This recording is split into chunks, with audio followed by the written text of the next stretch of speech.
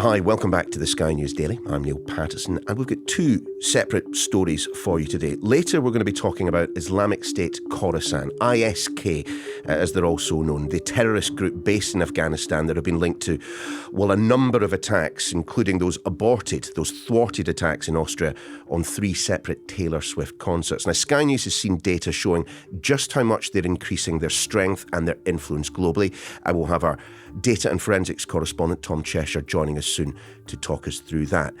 But we begin with Oasis, and I don't know if you were stuck in front of a computer at the weekend, but certainly there was huge interest in acquiring tickets for their reunion show, but there were also huge problems with sales. So-called dynamic pricing saw tickets that did originally have a face value of £150 later rising to over 350 quid.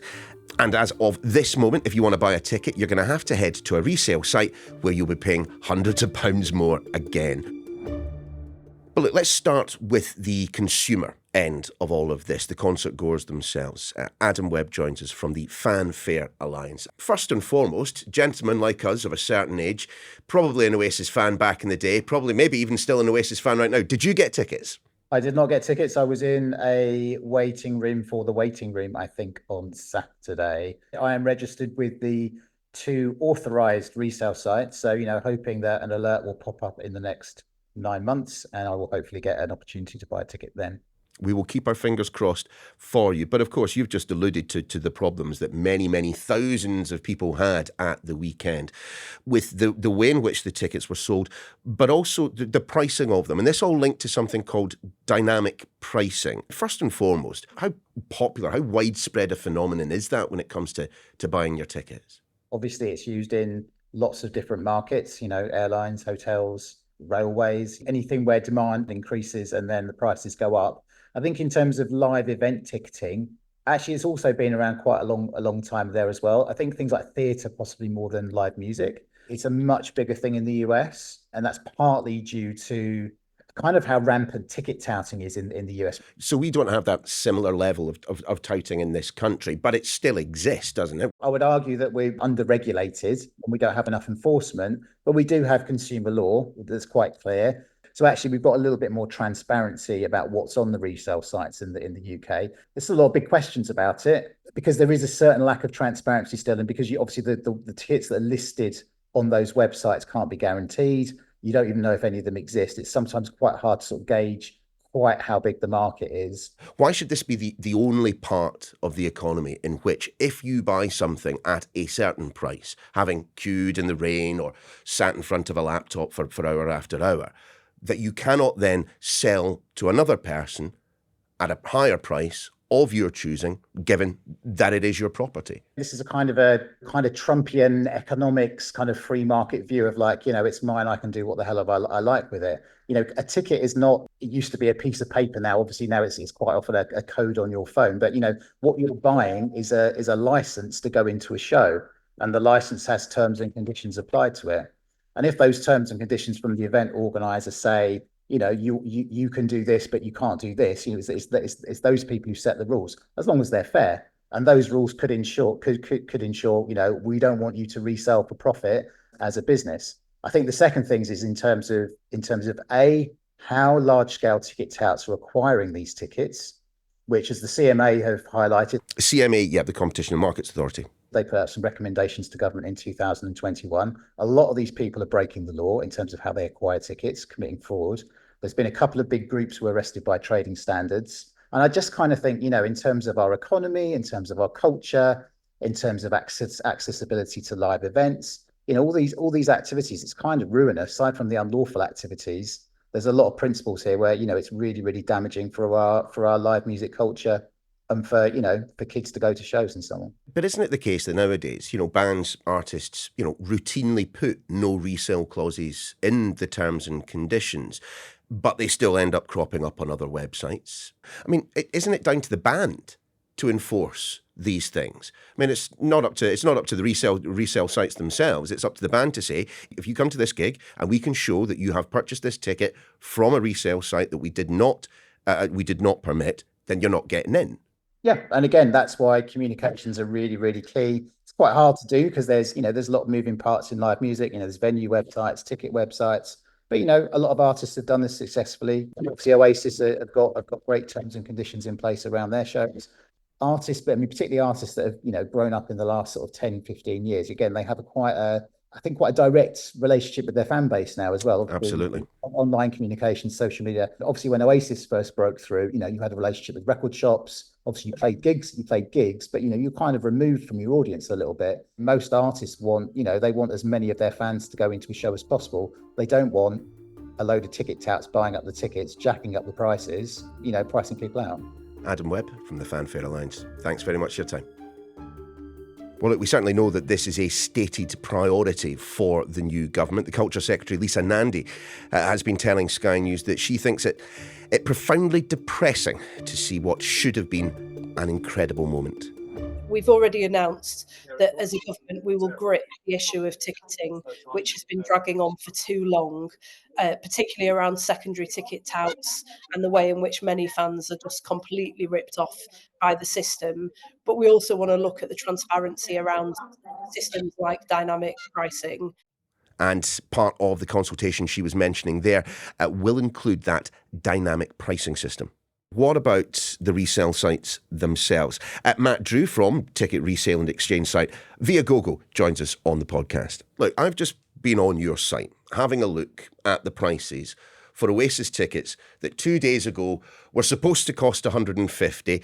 They go 500, 750, even into four figures. Can you justify that?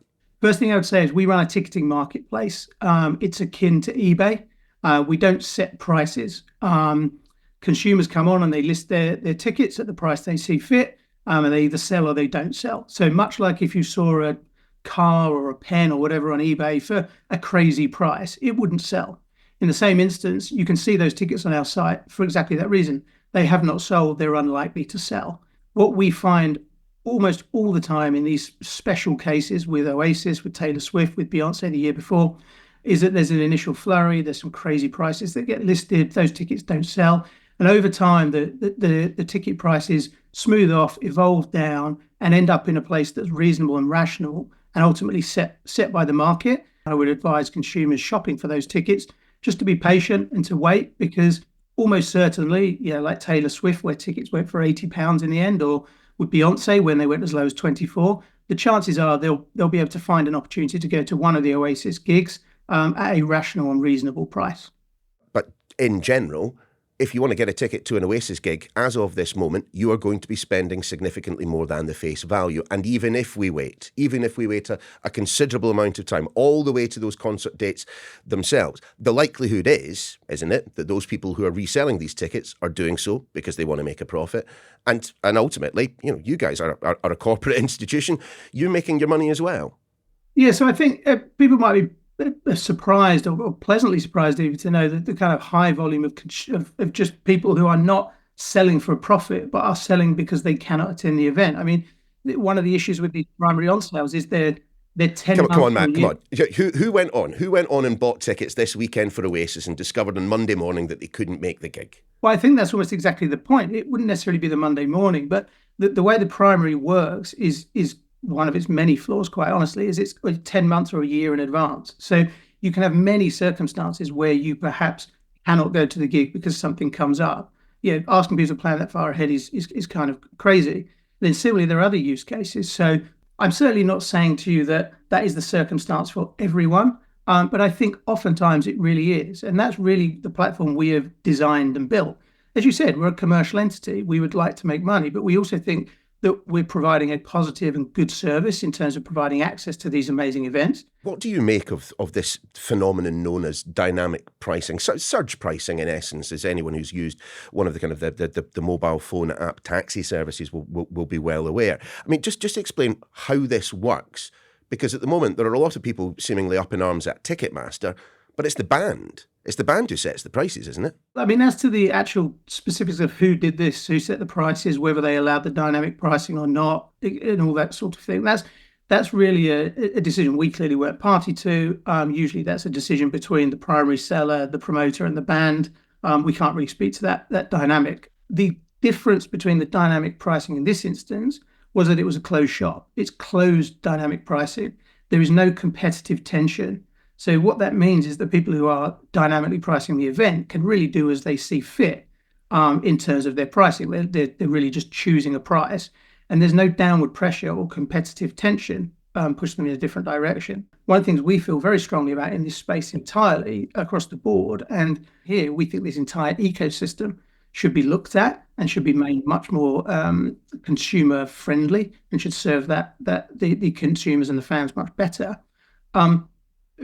Our problem is that lack of transparency. We think that is very harmful to consumers. Mm-hmm. So perhaps are we pointing the finger of blame in the wrong direction? Are ticket sale websites and ticket resale websites like yourself serving as a lightning rod for the criticism that should be going, in Oasis's direction? They were the ones who said tickets were going to cost £150, but agreed that they could go up to £355 under the dynamic pricing. They're the band who are saying if you resell your tickets, you're not going to get into the gig, where, according to you, plenty of artists say that and you can still turn up and get in absolutely fine. Yeah, well, look, I don't want to wind up Liam and Noel because they might split up. That would be terrible for everyone. But listen, we want to be constructive. Yeah, that's the most important thing here. We are about building something that is better. Whatever it takes to do that, working with government, working with industry, working with consumers, we want to be part of it and we want to build something out. I don't think we want to be in the business right now of kind of pointing the finger of blame. I don't think that is constructive. I think we should use this weekend and this incident as a wake-up call for everyone here, and as really a kind of indication of the fact that there are flaws that we need to get beyond. Matt Dew from Viagogo, many thanks for your time. Stay where you are. After the break, we will be talking Islamic State Khorasan, ISK, a terrorist group based in Afghanistan, spreading their wings globally. Back in a sec. Welcome back to The Daily. We're turning our attention now to Islamic State Khorasan, otherwise known as ISK. Now, that's the wing of Islamic State based out of Afghanistan, but the group's reach extends much, much further than that. In 2024, they've been linked to numerous attacks and planned attacks, a concert hall in Moscow, twin bombings in Iran, 3 foiled attacks on Taylor Swift concerts in Austria. Sky News has been analysing some fresh data from the Centre for Information Resilience that shows a sharp rise in propaganda produced by ISK. And whenever there is increased propaganda, you can expect that there will be increased donations, indeed increased recruitment to the organisation. Our data and forensics correspondent is Tom Cheshire, and he joins us once again on the podcast. Take us through this research, because this is a group that people will have heard partly. Islamic State, we know that part of it, but ISK perhaps not so much so. Tell us about them and what we've discovered. It started as an offshoot and is becoming quite rapidly a spearhead. It started in 2015 and it's very focused, as you say, on Afghanistan. It is an incredibly violent terror group. It attacks things like maternity wards, and they tend to happen in eastern Afghanistan, that region around their neighbouring countries like Pakistan, like Tajikistan, like Uzbekistan. And you see that in the propaganda too. And mainly it used to be in Pashto, which is spoken in Afghanistan. And over the years, we've seen an increase in propaganda, but also lots of different languages. So in Tajik as well, which is the language of Tajikistan, but also Arabic too, Russian in particular, English as well. So when we say propaganda, what is this material that they're putting out, and at whom is it directed? I mean, one actually new thing is they started using artificial intelligence on this. It looks like a news report, but it's an entire AI-generated avatar. But they're sort of trying those sorts of things. Some of it's just posters, almost like movie posters showing a bloodied axe, very enigmatic, referencing attacks, saying after Moscow, who's going to be next.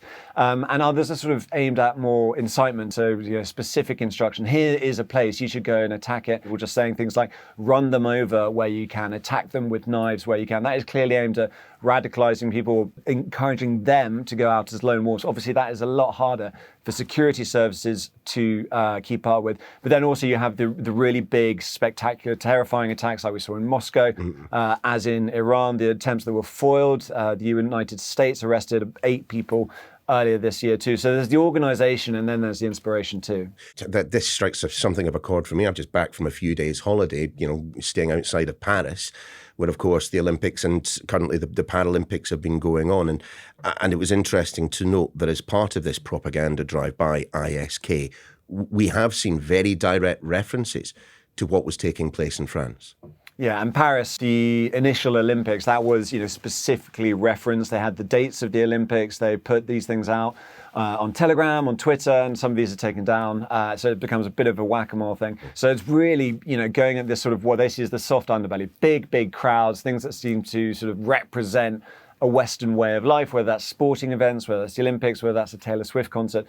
Those are what they seem to be targeting, but especially when it comes to Europe, that seems to be what they're after. What is it that they are trying to achieve by this greater visibility? We're talking about them now, and every time there is an attack, the one, especially in Iran, that leads to a lot of visibility. It also leads to a lot of funding. Islamic State, as a sort of umbrella organization, has struggled with funding since, its heydays back in sort of the mid 2010s. Every time you do an attack, it means they can get more visibility, it means they get more donations, especially in terms of cryptocurrency, things like that.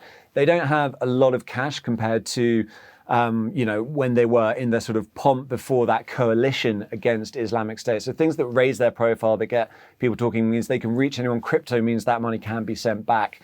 So it sort of increases it in that sense, I think. I mean, we always tend at times like this, Tom, to focus on the creators of the content. But what of the platforms themselves? I mean, how are they able to disseminate this material, given the fact that we are told by the owners, the operators of the big social media platforms, that they don't countenance this sort of stuff, that they get rid of it as soon as they see it? Clearly, that's not happening.